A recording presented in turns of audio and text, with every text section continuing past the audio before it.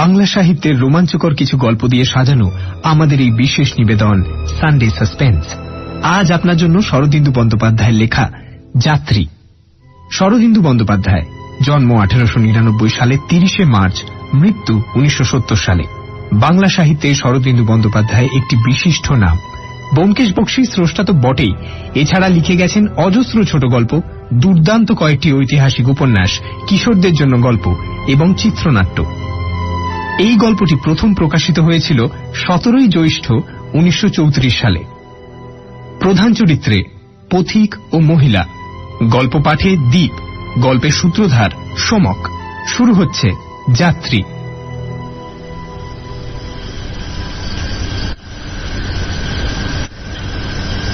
প্রায় 100 বছর আগেকার কথা।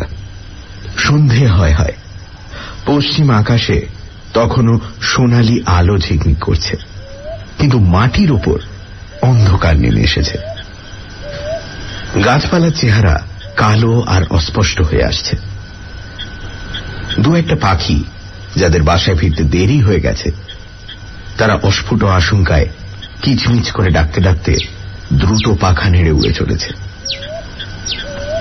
একজন পথিক মাঠের ওপর দিয়ে হেঁটে যাচ্ছে। তার অবস্থাও অনেকটা ওই বিলম্বিত পাখির মতন।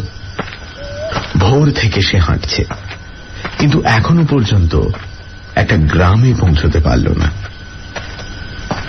যে মাঠের ওপর দিয়ে সে চলেছে, সেই মাঠের ঘাসের ওপর পায়ের চিহ্ন আঁকা সরু পথ নেই।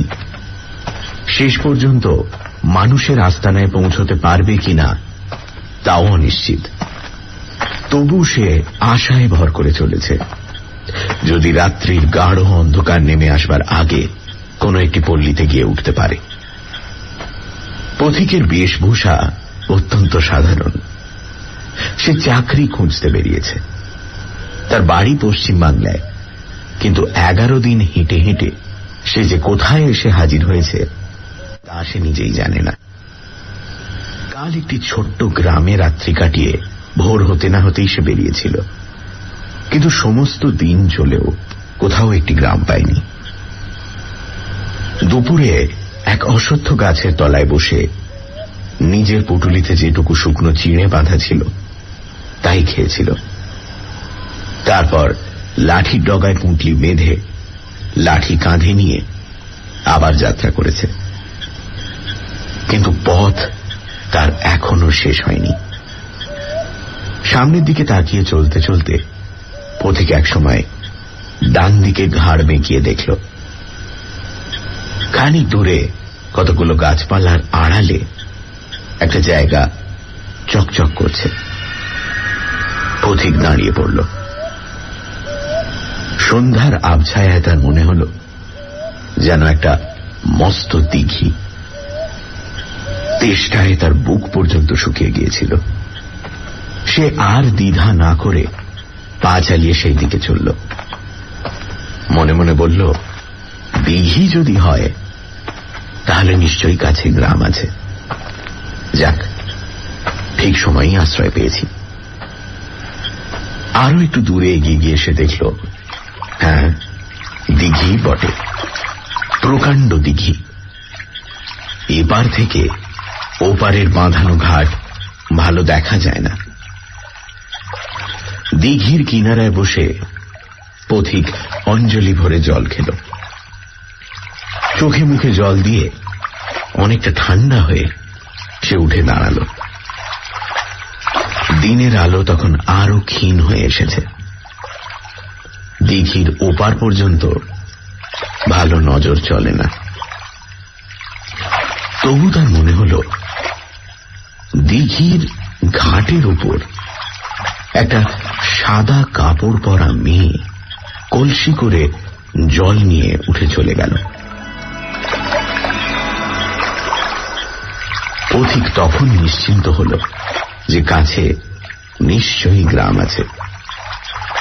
সে তাড়াতাড়ি লাঠি কাঁধে ফেলে যেদিকে ওই মেয়েটি গোধূলির আধারে মিশিয়ে গেছিল সেই দিকে চলতে আরম্ভ করল।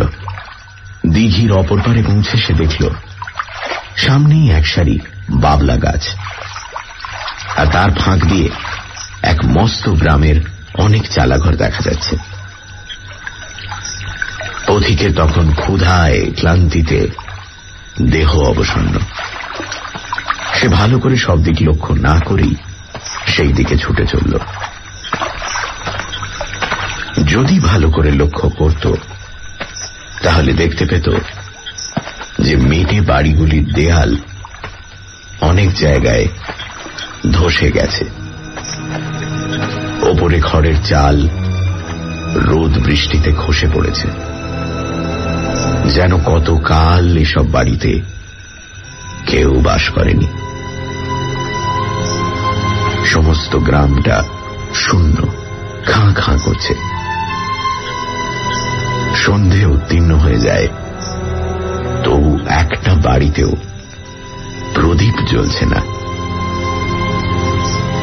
এসব কিছুই সে লক্ষ্য করল না। গ্রামের সদর রাস্তা দিয়ে ঢুকেই সে দেখল সামনে একটা বড় খোড়ো বাড়ি। সে গিয়ে দরজায় ধাক্কা দিল।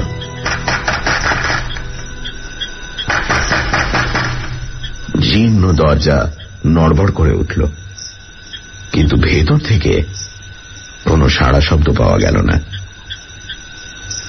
তখন সে হাঁক দিয়ে বলল, কে আছো? একবার বাইরে এসো। তবু সাড়া নেই। পথিক একটু আশ্চর্য হয়ে ভাবল, তাই তো, বাড়িতে কেউ নেই নাকি? তখন সে দরজায় জোরে একটা ধাক্কা দিল।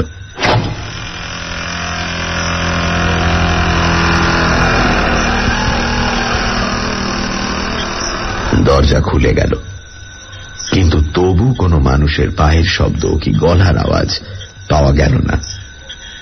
পথিক একটু ইতস্তত করে মাটিতে লাঠি ঠুকে গলা খাকারি দিয়ে আস্তে আস্তে ভেতরে ঢুকল। ভেতরে ঢুকেই সে একেবারে অবাক হয়ে গেল।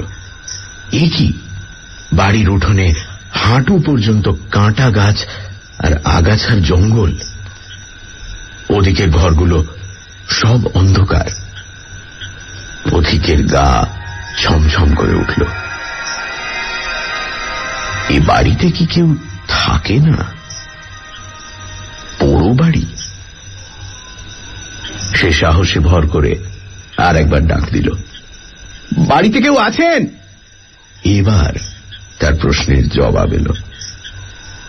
ওদিকের অন্ধকার ঘরের ভেতর থেকে কে যেন মেয়েলি গলায় বলল, কে গা তুমি?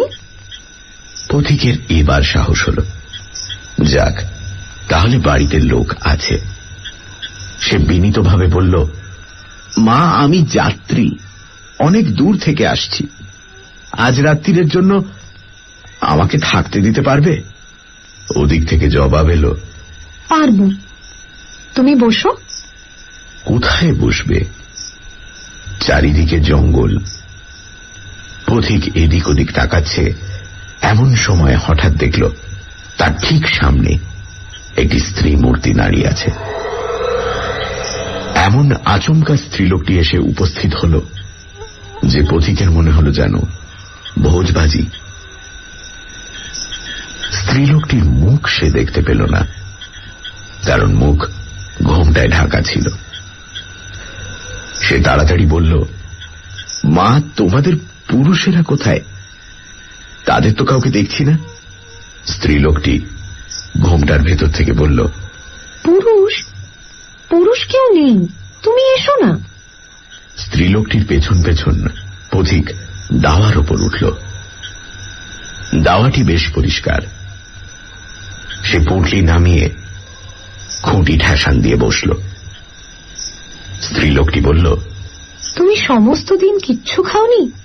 নিশ্চয়ই খিদে পেয়েছে। ঘরে ঠান্ডা ভাত আছে, খাবে?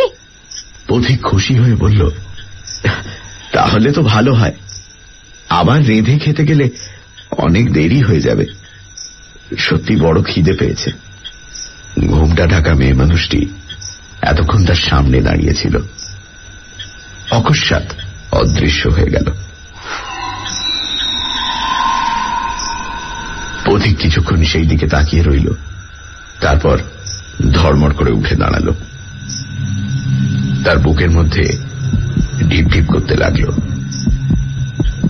পুরো বাড়ির মধ্যে একই অলৌকিক ব্যাপার। সে পালাবে কিনা ভাবছে, এমন সময় দূর থেকে আওয়াজ এলো, চলে যেও না, তুমি অতিথি, না খেয়ে গেরস্তের বাড়ি থেকে যেতে নেই। পথিক আবার বসে পড়ল। তার পা দুটো এমন কাঁপছিল যে সে আর দাঁড়িয়ে থাকতে পারল না। কিছুক্ষণ পরে ভাতের থালা হাতে করে স্ত্রীলোকটি তেমনি আশ্চর্যভাবে তার সামনে আবির্ভূত হল। থালাখানা তার সামনে নামিয়ে রেখে বলল, নাও খাও। তারপর দেয়াল ঘেঁষে বসল। অন্ধকারে থালায় কি আছে পথিক কিছুই দেখতে পাচ্ছিল না।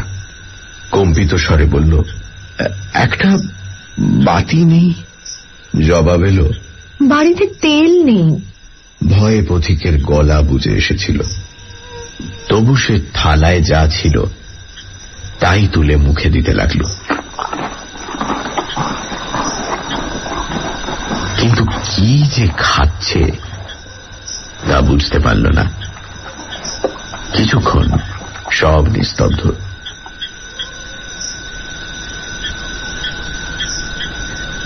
পথিক কলের পুতুলের মতন খেয়ে যাচ্ছে, কিন্তু তার সমস্ত অন্তরাত্মা পড়ে আছে ওই কাপড় ঢাকা স্ত্রীলোকটির দিকে। তাকে ভালো করে দেখতে পাচ্ছে না। মাঝে মাঝে সন্দেহ হচ্ছে হয়তোবা আবার অদৃশ্য হয়ে গেছে। শেষে আর নীরবতা সহ্য করতে না পেরে সে বলে উঠল, গ্রামের নাম কি? বীরগা। পথিক চমকে উঠল। বীরগা? তার মনে পড়ে গেল কাল রাত্রে আগের গ্রামে এসে শুনেছিল যে অঞ্চলে বীরগা বলে এক মস্ত গ্রাম ছিল। 5 বছর আগে প্লেগ মহামারীতে একেবারে শূন্য হয়ে গেছে। সেই থেকে সেখানে আর মানুষ বাস করে না। এই সেই বীরগা? হঠাৎ প্রশ্ন এলো।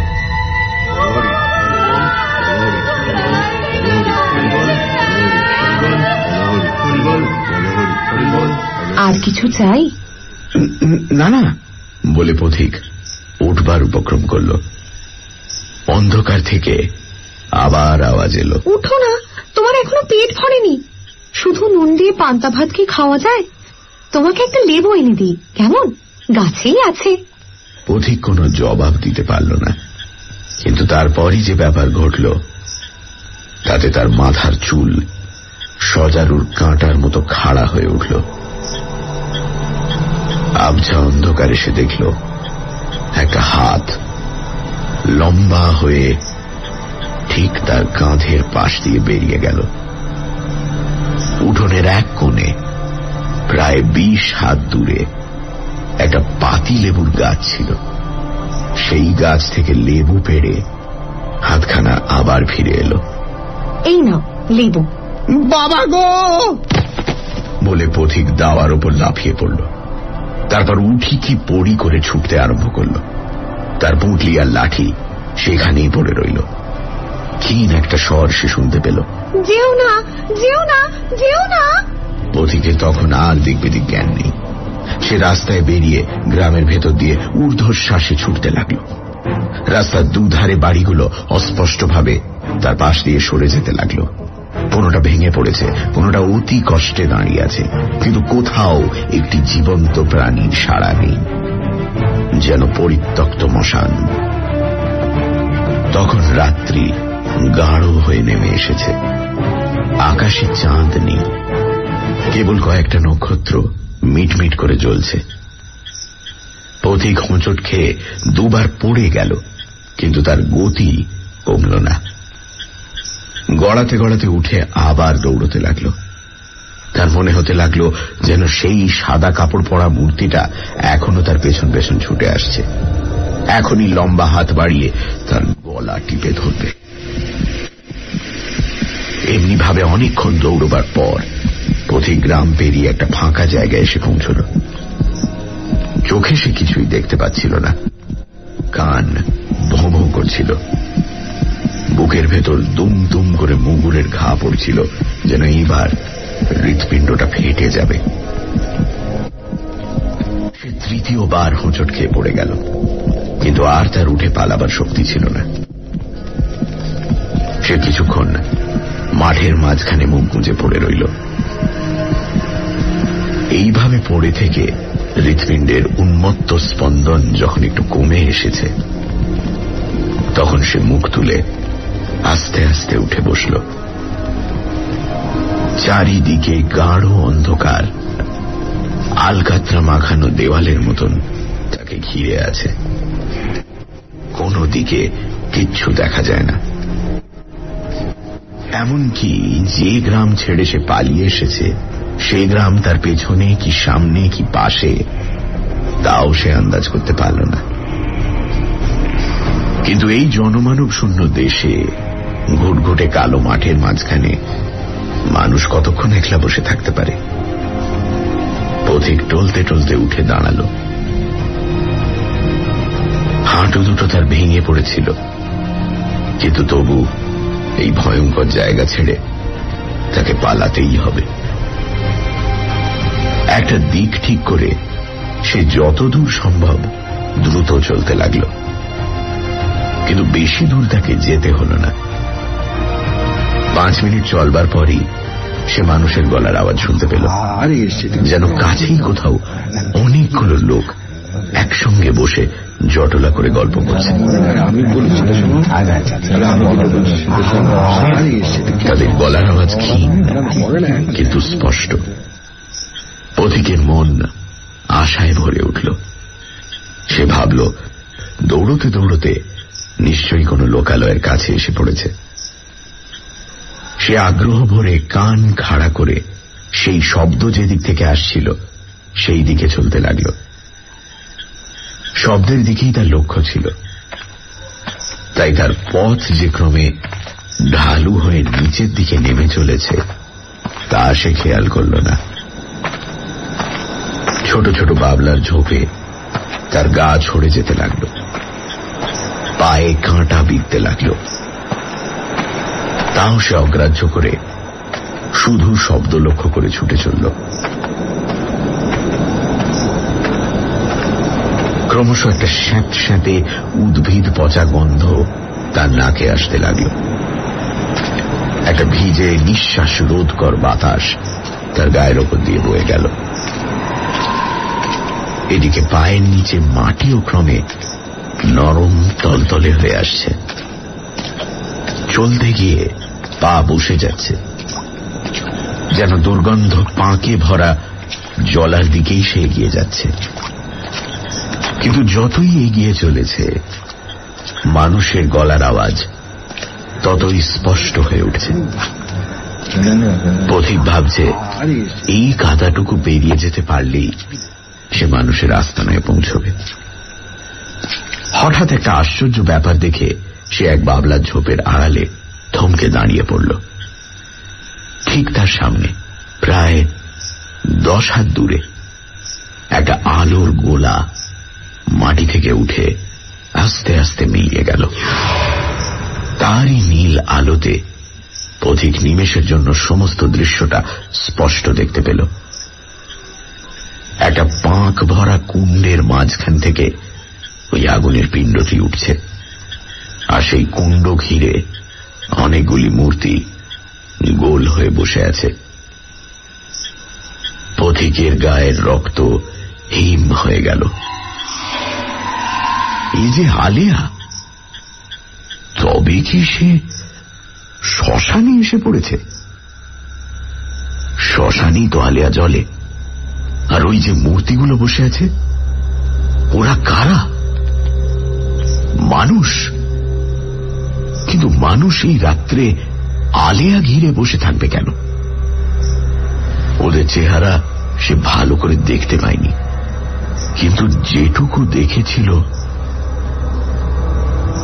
এই সময় আর একবার আলেয়ার নীল আগুন জ্বলে উঠল। এইবার পথিক তাদের ভালো করে দেখতে পেল। তারা মানুষ নয়, শুধু এক পাল আস্ত কঙ্কাল। তাদের গায়ে মুখে কোথাও এতটুকু মাংস নেই। পথিকের আর চিৎকার করবারও ক্ষমতা ছিল না। সে পিছু ফিরে পালাবার চেষ্টা করল, কিন্তু তার কাপড় বাবলার ডালে আটকে গিয়েছিল। যেই পালাতে গেল অমনি কাপড়ে টান পড়ল, যেন কে তাকে পেছন থেকে টেনে ধরেছে। পথিকের মুখ দিয়ে কেবল একটা চাপা গোঙানি বার হল। সে কাদার উপর মুখ গুঁজে পড়ে গেল। তারপর সব স্থির। বলহরি হরিবল, বলহরি হরিবল, বলহরি হরিবল, বলহরি হরিবল, বলহরি। হঠাৎ যেন ঘুম থেকে জেগে উঠে পথিক দেখল সেও সেই আলেয়ার কুণ্ডের ধারে বসে আছে। তার মনে আর একটুও ভয় নেই। আবার আলেয়া জ্বলে উঠল। যারা কুণ্ড ঘিরে বসেছিল তারা নড়ে চড়ে বসল। তাদের হাড়গুলো খটখট করে উঠল। পথিকের পাশে যে কঙ্কালটা বসেছিল সে ভাঙা গলায় জিজ্ঞেস করল, কে হে, তুমি কতক্ষণ এলে? পথিক কথাটা ঠিক বুঝতে পারল না। যেন ইতিপূর্বে কি হয়েছে তা সে মনে করতে পারছে না। এদিক ওদিক তাকাতে তাকাতে অদূরে বাবলা গাছের একটা ঝোপ সে দেখতে পেল। মুহূর্তের মধ্যে সে ঝোপের কাছে গিয়ে দাঁড়ালো। দেখল ঝোপের নিচে একটা তাজা মড়া ঘাড় গুঁজে পড়ে আছে।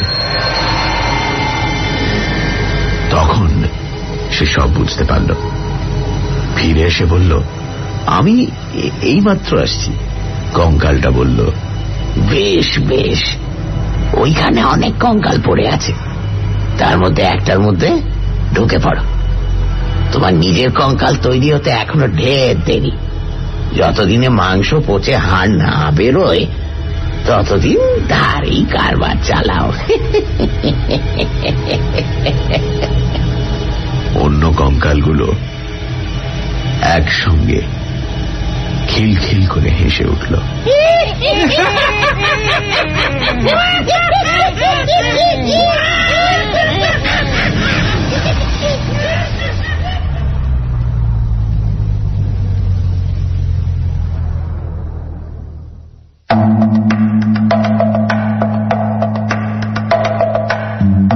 শুনছিলেন যাত্রী, রচনা শরদিন্দু বন্দ্যোপাধ্যায়, গল্প পাঠে যাত্রী ও কঙ্কাল দীপ, মহিলা রিয়া, গল্পের সূত্রধার সোমক। এই পর্বের শব্দগ্রহণ, আবহ সঙ্গীত এবং স্পেশাল এফেক্টসে শুভদীপ, সমগ্র আবহ সঙ্গীত পরিচালনা এবং স্পেশাল এফেক্টসে রিচার্ড, বিশেষ সহযোগিতায় লাবণ্য, পর্ব পরিচালনায় রাইট ব্রাদার্সের অনির্বাণ ও অভিষেক, সমগ্র পরিকল্পনা ও পরিচালনায় ইন্দ্রাণী। রেডিও মির্চির তরফ থেকে আন্তরিক ধন্যবাদ শ্রী প্রবীর চক্রবর্তীকে আমাদের পাশে থাকার জন্য। আগামী সপ্তাহে ঠিক এই সময় আরও একটি